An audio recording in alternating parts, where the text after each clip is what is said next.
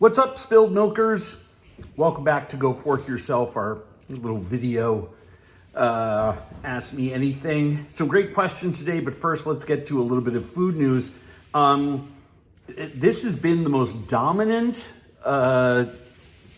food thing that I can remember in my socials, in my DMs with friends asking me questions, constant emails, lots of different newspapers and magazines doing some re-reporting of the, I guess it was the San Francisco Chronicle probably first. Eaters San Francisco reported on this early. And it's a really confrontational and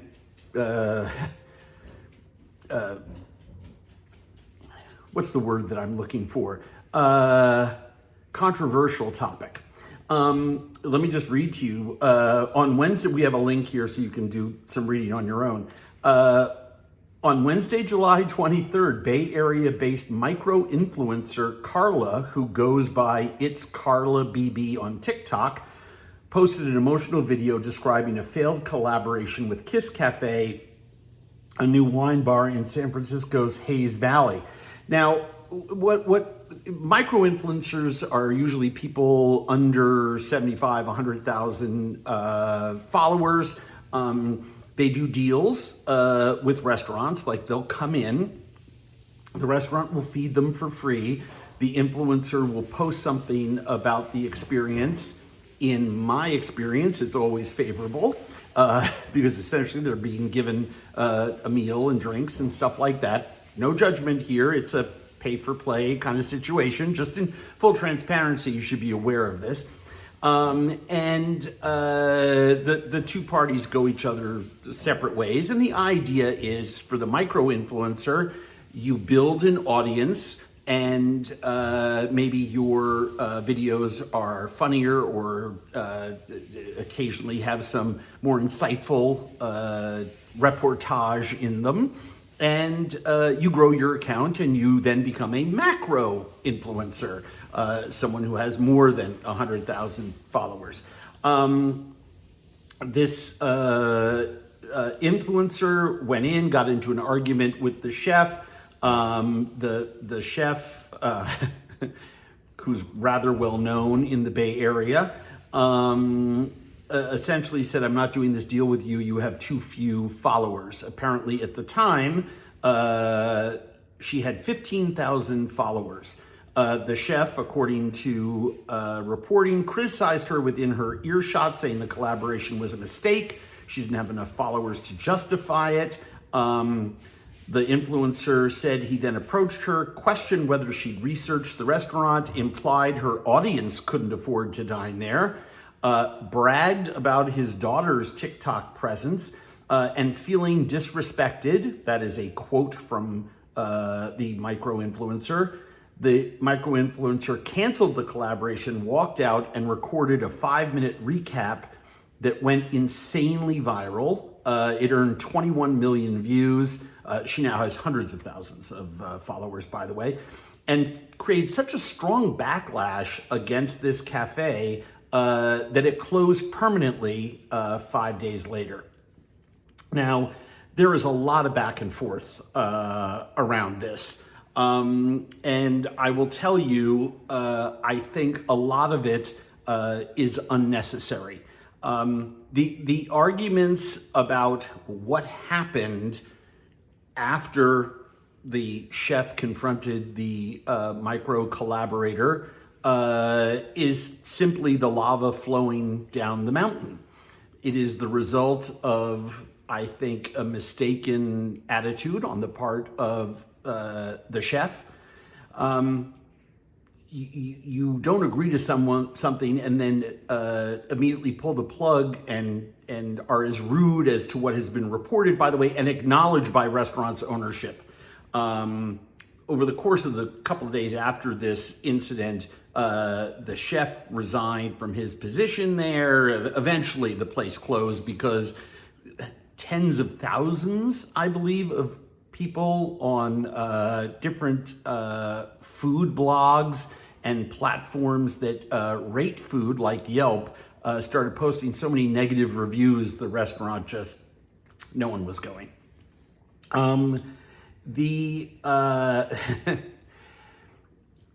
The tree from which the poison fruit falls in this is this influencer culture that we live in. But here is where I think this becomes a rather simple issue and not this big complex issue with lots of different sides to it. Live by the sword, die by the sword. If you are a restaurant that wants to engage with micro-influencers, by the way, a strategy that a lot of restaurants have used successfully to gain awareness in their neighborhoods. Micro-influencers tend to have a smaller footprint in terms of followers than macro-influencers. If you're going to engage in that kind of marketing for your restaurant, then commit to it. You're either in or you're out. You're either in the pool and you're getting wet, or you're standing by the side of the pool and your bathing suit is dry. Period. End of discussion. It's not necessarily a clean system either. You are buying influence. That's why a lot of these people are called influencers. The very name, right, should clue you in as to what's actually going on there. Again, no judgment. If somebody wants to peddle their influence, so be it. You can look at me and say that at times in my career, as a matter of fact, several times a year, I have peddled my own influence. And technically, you would be correct.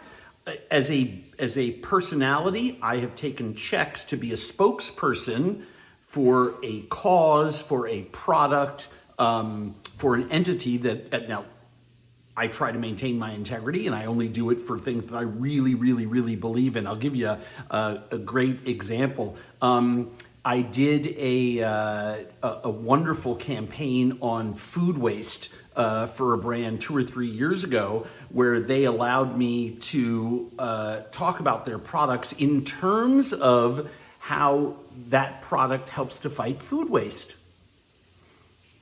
Fantastic. To me, that was a win-win. It's how a lot of people earn their living. It's how I, in part, earn my living. So to me, the restaurant, just like in my case, the brand that bought me, is either going to engage with people like myself or not engage with people like myself. And to do so rudely, to me, is the key here. I think the owners of the cafe and wine bar probably should have had a little bit more of a coming together, a meeting of the minds, both with their chef, probably their managers and other stakeholders within the restaurant, leadership team members, and influencers. There's a way to do it, and there's a way not to do it. And if you move fast, these things tend to happen. If you move intentionally as a restaurant or cafe, you end up having policies that really work. Research at the University of Georgia may have saved the peanut M&M. And one of my favorite writers in the food space is my friend Kim Severson. And she attended, it says in her byline, attended peanut school at the University of Georgia Wild Peanut Lab to research this article. And apparently in the early 2000s, complaints about rancid nuts were piling up at Mars headquarters so fast they outpaced the combined consumer complaints about Snickers, Twix, and even the company's extensive dog food line. So the world's largest confectionery company went hunting for a new peanut to solve the problem. Now, obviously, the peanut in a peanut M&M is, as they call it, the hero ingredient. And the University of Georgia peanut researchers got to work and created the Georgia-09B, a runner peanut that did everything the candy maker wanted. It is a fantastic story about how food is designed, how food is fixed, how universities work with brands to solve problems. I think it's a wonderful article. You got to read it. Crystal Light is back. I didn't know it ever went away, but I realized, oh yeah, it did go away. Well, guess what? Crystal Light is now back as a vodka refresher. I mean, unbelievable. Crystal Light, a favorite from the 80s and 90s, the beginning of the diet-conscious consumer craze, just released Crystal Light Vodka Refreshers. It's still got the famed pastel-colored, low-calorie, branding. And obviously, we have a ton of these types of alcoholic refreshers in there. None, though, have been under the Crystal Light brand. I don't know why it strikes me as so hysterically amusing. I will say one thing that I think is a little bit dangerous, and in that Crystal Light was something that was also used by a lot of people who aren't of age to drink alcohol. And I think when we start mixing that, we start mixing those fun colors. When we start, it's kind of like the whole vaping thing. If you have some big steampunk mechanical device, I'm not sure it's any better or worse than something that's, round and in pastel colors and has flavors like bubblegum, liquid smoke. But I do think the latter is worse than the former. In that it is clearly designed to appeal to younger people. And I think that's dangerous. Great article here in Food and Wine about unexpected treats like oyster ice cream. And in fact, they talk about it specifically in this article. I have had ice cream of some crazy flavors and descriptions. When I was making Bizarre Foods, I actually ate tobacco mint ice cream in a restaurant in Budapest. And I have to tell you, I was scared shitless about it because I thought, well, this just sounds like a menthol cigarette in quiescently frozen dessert form. And I was partially right, but interestingly enough, it was really well done. And it was a scoop that I wound up finishing. I'm not gonna lie. Now, crazy flavors of ice cream. Some people have even looked at titanically popular scoop shop chains Salt and Straw and said, wow, some of those flavors are nuts. But you wanna know something? We love them. And I think savory flavors from oyster ice cream, which is kind of at the more outrageous end of things, or something more in the middle like olive oil ice cream, are fantastic. And when they're done the right way, oh my gosh, they are absolutely thrilling. When they are not done the right way, as a diner, you just know it doesn't work, right? So I've actually had seafood ice creams of all types. Some have not worked at all. Others have been very successful. I encourage you to read the article. Another great one from my friends at Ben & Jerry's. They are as active in creating a healthy world for us all to live in as they are in selling ice cream. And they churn out, just at their St. Albans plant alone, over 100 million pints of ice cream a year. They have some byproduct from the ice cream making process that they are turning into, let me make sure I get this right, biogas and clean water. It's part of the whole gray wastewater solution system that a lot of factories are employing. Bravo to Ben & Jerry's, a mega brand, for doing this. And hopefully others will do the same. Because I live in Minnesota, and because you can literally go out my driveway, drive a mile, unroll the window and smell cornfields. I live out in the country. I was fascinated by this article. Contributing to the heat and humidity that we have had recently is a phenomenon called corn sweat. Have you seen this article? Fascinating. Corn sweat exacerbates the impacts of the extreme heat blanketing a large portion of the United States, especially the Midwest.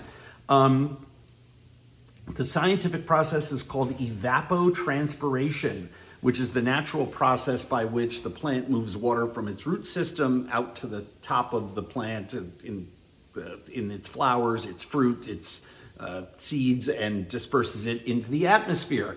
That makes the local region feel more humid. So I'm sure, like me, when you heard about this, and by the way, this is the natural way plants respire, right? It's how they cool themselves off. It's a part of their breathing system.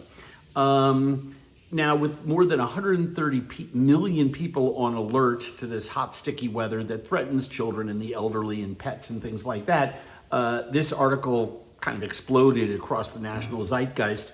I did not know about this at all. I mean, I knew about plants respiring and all that. I just never heard the term corn sweat. But I mean, the statistics on this are absolutely unbelievable. Get ready for this one. 1 acre of corn can put 3,000 to 4,000 gallons of water into the atmosphere per day. And the process is especially pervasive, makes sense, after a heavy rainfall. We have had here in Minnesota heavy rains followed by 2-3 days of sunshine. Heavy rains followed by 2-3 days of sunshine. It's really been quite an amazing summer so far. This process, by the way, also occurs in soybean crops. So in the Midwest alone, I gave you the facts per acre, right? There are 90 million acres of corn planted in the Midwest and 80 million acres of soybeans. So that is 170 million acres of the two crops, 170 million acres of the two crops most responsible for evapotranspiration. And at 3,000 to 4,000 gallons per acre, go ahead and do the math. That's a lot of water in the system, and you can see why it contributes to the heat and humidity. I just, mind absolutely blown. It's corn. Crazy. Who knew? So while you're eating your buttery corn on the cob this weekend and tucking into a burger and the watermelon along with it, think about that. Crazy. Great LA Times profile about 2 cooks who lost their kitchens in last winter's fires, Pasadena and Altadena fires, most famously. I encourage you to read it. I was extremely moved by it. 2 very different stories, but it lets you know about what it means to lose one's kitchen when it is your life. It is the type of what I call long lead piece where, you have a disaster and then great reporters go in, journalists, and follow up afterwards to see the impacts. Too often you see people leaving a disaster and there is no follow-up and it sort of leaves our minds entirely. People are there for years helping. This is going to be years and years and years and years, if not decades, to repair all of the issues associated with those fires. Read the article. It's a great one. Alicia Kennedy is one of my favorite writers. She writes about travel and food. We have a link to her website about it's her newsletter, and she writes about food and tourism in this column. And this is very timely. We've talked before right here on on this very format, you and I, about looming higher visa fees that are coming, especially like Japan, Spain, and other obstacles to entry from countries for tourists, for countries that have been swarmed with visitors over the last couple of summers. And I have an alarm going off, and I don't know where that's coming from. It'll go away. I'll ignore it. It'll go away. This is a really, really, really big an important piece that she wrote and quotes, a lot of really great, with links to a lot of great articles by some really great thought leaders on this subject. Essentially what's happening, and it's one of the reasons that a lot of temporary home and apartment rental restrictions have gone up in countries all around the world, and certainly a big part of the political landscape in Europe and Asia right now, is that as people have sought post-COVID and with the last administration coming into office this past January, a lot of people have been looking to live outside of the country. Tourists have been looking to take longer breaks instead of staying in expensive hotels, have decided that the way to go is with short-term rentals of apartments and homes, Airbnb, VRBO, all the different alphabet organizations. So what does this do? Well, it drives up prices for the locals that live there. So what's happened quite a lot over the last couple of years is, as real estate values have gone down, prices have gone down in various places in Europe, various places in Asia, American investors, smart move, gone in, bought buildings, bought apartments, et cetera, and what do they do with them? They're investments. They rent them out, right? Well, they're renting them out at a high price, and what that is doing is it's still a deal for tourists, right? Cheaper than hotels. So tourists go there, but all of a sudden it puts a lot more tourists into neighborhoods that were sometimes working class neighborhoods, middle class neighborhoods, not typical tourism zones or fancier neighborhoods where hotels might be. And what this does to the local economy is that it makes it unaffordable. Two things, big things. Makes it unaffordable for locals to still live there. So the reason as a tourist you may want to visit that country is gone. Good restaurants, local food shops, the ability to sit in a town in Italy and actually watch the town go by is no longer there because those residents had to move somewhere else, right? So you're watching a lot of other tourists go by. So there's fudge shops and ye old Yankee candleries opened up in those cities, or the European version of those, and t-shirt stores, and gone are the dry cleaners and the shoe stores and the stores that make up the daily toing and froing of regular life in those towns, which is why as travelers we like to go there, right? I'm a traveler, not a tourist. I like to see that daily life. So I don't want to go to a town that looks like mine. I want to go to a town that looks like the country I'm going to visit in. So that's going away. The other thing that happens is all of the good local restaurants, not the fancy expensive ones that cater to people with lots of money, but those fabulous little tavernas in Lisbon or Madrid evaporate. Those little trattorias in Florence, Italy go away because they're being replaced by chain restaurants or more expensive restaurants, and that cucina vera, that true food that we're going there to sample and take part in as travelers is no longer there. A couple of quotes from here. The proliferation of short-term rentals is an expression of Naomi Klein's disaster capitalism. The number of units operating as short-term rentals in Puerto Rico jumped from 1,000 in 2014 to 25,000 in 2023. What happened in those 9 years? A tax break for foreigners was put in place in 2012 that picked up interest. In 2017, there was Hurricane Maria. In 2020, there were earthquakes and a pandemic. So you could see home price, everything goes down. People are looking to sell. In comes all this foreign money buying them up.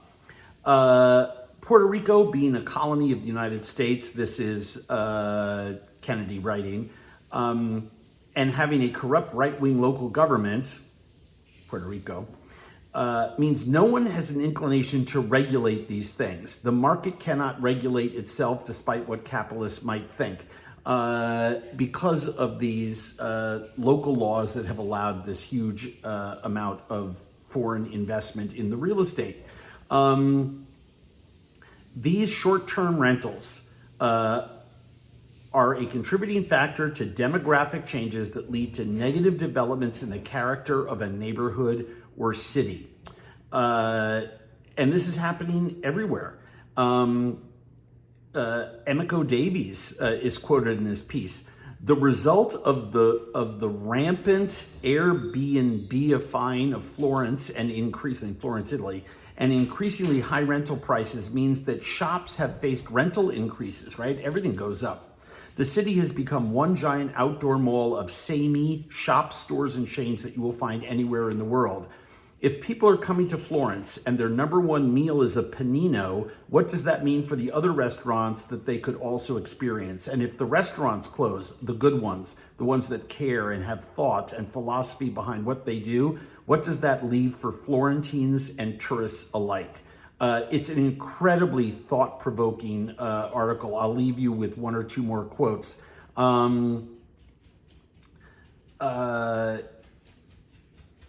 Cocola Grant just published a piece in The Guardian about the effects of these rentals, short-term rentals, in Lisbon, something that strikes a very strong chord when this is Kendi writing, thinks about San Juan. That's where she currently lives and works. The result is a city that welcomes foreign wealth but excludes many of its own citizens, prioritizing the desires of global consumers over the needs of local communities. The current housing crisis reflects a stark disconnect between wages and property prices, with housing costs approaching those of global cities in a country where salaries remain among the lowest in Europe.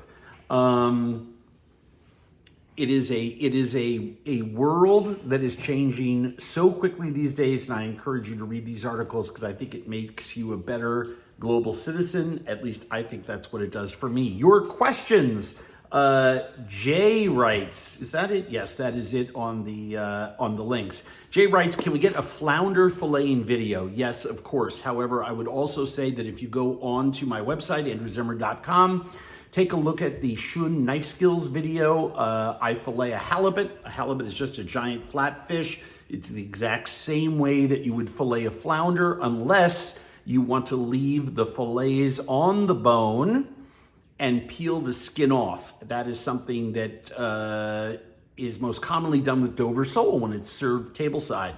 I like to do it with flounder because flounder is so delicate that sometimes filleting it, when you cook it, it doesn't stay together as well as it would if it was on the bone with the skin off. So yeah, I'll get a flounder and we will put that up at some point.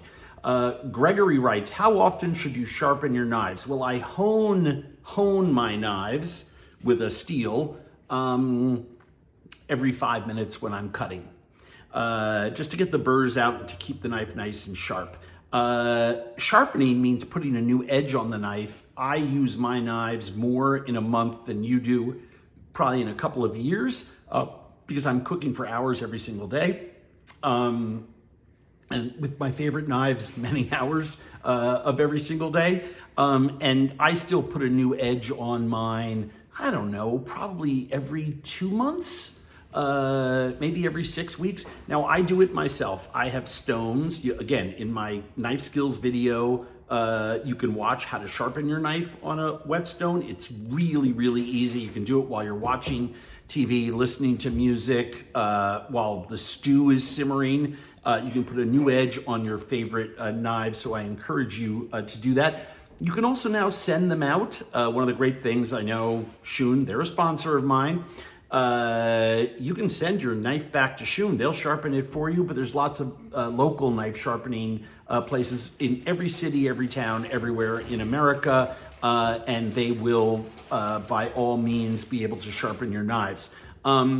Chuck writes, how does a Midwest fish market get its fish quickly enough that it's still fresh? I guess Chuck saw my article about the fish store that I go to most often, which is Coastal Seafoods here in Minneapolis.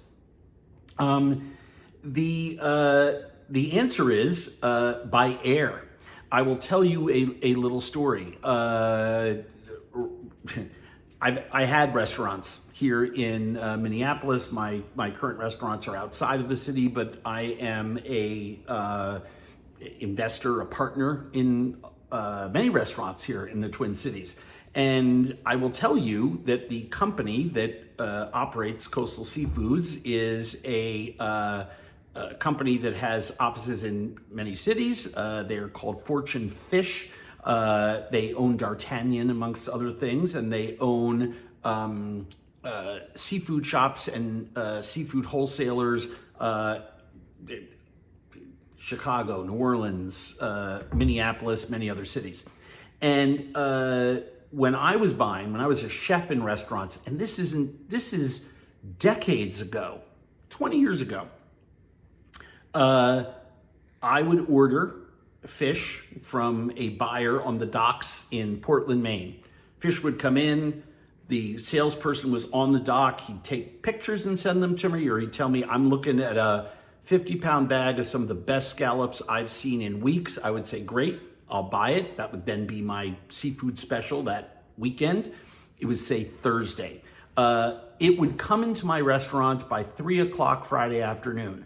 My chef friends in New York who ordered from the same salesperson at the same company got theirs at around 5:30, 6 o'clock that night because traffic was worse getting from LaGuardia and JFK, those airports, into their stores. And if it came by truck, sometimes it didn't come until the middle of dinner service on Friday night. So in Minnesota, we actually got our fish faster. Food for thought. Fish moves around the world by air. I mean, you should think about carbon footprints when you are buying food. Obviously, this is an important consideration for a lot of people.